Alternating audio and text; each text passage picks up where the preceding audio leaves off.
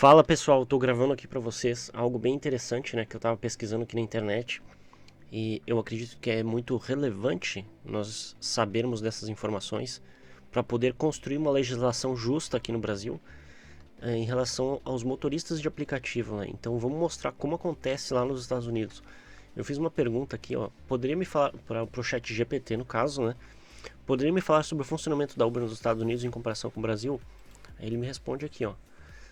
Nos Estados Unidos, as leis variam de estado para estado e até de cidade para cidade. Algumas áreas têm regulamentações rigorosas sobre os motoristas, incluindo a exigência de licenças especiais e verificações de antecedentes criminais. Muitas cidades adotam regulamentação específica com limites no número de motoristas e exigências sobre a qualidade dos veículos. No Brasil, o Uber também está sujeito à regulação local, com variação de cidades e estados. Em cidades como o estado de São Paulo e Rio de Janeiro, os motoristas precisam registrar seus veículos como veículos de transporte particular, pagar taxas e realizar vistorias anuais. No entanto, o sistema regulamentário no Brasil é geralmente mais complexo e burocrático do que no ZEUA. Eles dizendo aqui, né? Só que qual é que é a grande questão que acontece nos Estados Unidos, né?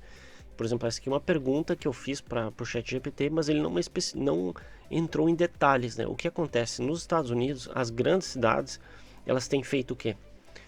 Elas têm feito proteção de mercado, ou seja, os motoristas de táxi destas cidades nos Estados Unidos, eles se juntam em unions lá, e essas unions, que no caso seriam sindicatos, eles protegem o mercado, eles trabalham para proteger o mercado de aplicativos locais, né? Então aqui eu fiz uma pergunta: por qual razão no ZEUA é proibido o Uber em Nova York e no Brasil nenhuma cidade proíbe?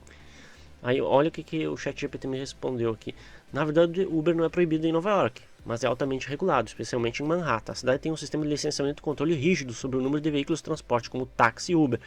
Além disso, houve limitações no número de novos motoristas autorizados a operar devido a preocupações com congestionamento e tráfego e os impactos ambientais, né? Uber não é proibido em Nova York, mas opera sob regulamentações rígidas, mais rígidas que em outras cidades dos Estados Unidos. A razão por trás das restrições severas está relacionada a fatores locais, como o impacto do trânsito e tal.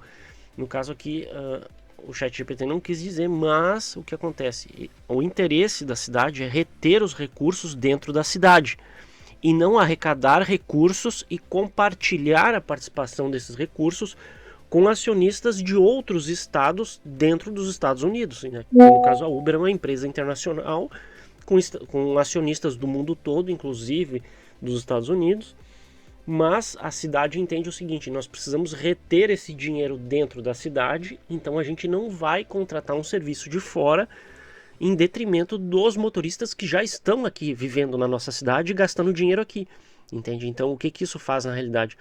Isso é uma forma de tirar os recursos das mãos das pessoas e mandar para os acionistas que são de outras localidades, de outras cidades. Então, o que acontece lá nos Estados Unidos, eles têm muito essa ideia de reter os recursos dentro da cidade, reter o dinheiro dentro da cidade e não mandar dinheiro para fora da cidade, né, ou para fora do estado, entende?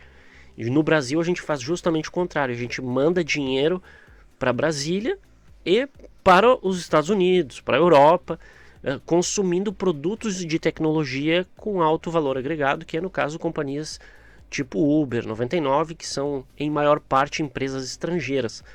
Por isso que eu particularmente defendo a nacionalização da tecnologia da informação, com o objetivo de proteger o capital dentro do país e reter o dinheiro na mão das pessoas, fazer as pessoas brasileiras mais ricas, parar de consumir recursos internacionais. Mas é isso aí. Fica aí minha dica para os candidatos, né, e para os eleitores também, que puderem cobrar dos seus candidatos essas coisas, né? Ou seja, cobrar a questão de exigir que seja nacionalizada a tecnologia e parar de mandar cifras astronômicas para fora do país. Mas é isso aí. Um abraço a todos. Tchau, tchau. Fiquem com Deus.